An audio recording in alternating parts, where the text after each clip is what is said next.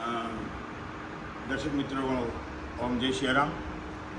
હનુમાન જન્મોત્સવ શનિવારને દિવસે પાવન પ્રસંગ 6000 કિલોનો એક લાડુ એવો તારીખ 12/4/2025ને શનિવારના દિવસે હનુમાન જન્મોત્સવ મનાવી રહ્યા હોય ત્યારે આપણે અટલ આશ્રમની અંદર 6000 કિલોનો એક લાડુ બનાવી રહ્યા છે. તેમજ 2000 કિલો બુંદી ગાંઠિયા અને જમણવારની પૂરી વ્યવસ્થા 25 થી 30,000 માણસો ભોજન કરી શકે એટલી વ્યવસ્થા કરવામાં આવેલી છે. દર્શક મિત્રોને હું હનુમાન જન્મ ઉત્સવની નિમંત્રણ પાઠવું છું. આપ પધારો, એકવાર હનુમાનજીના દર્શન કરે.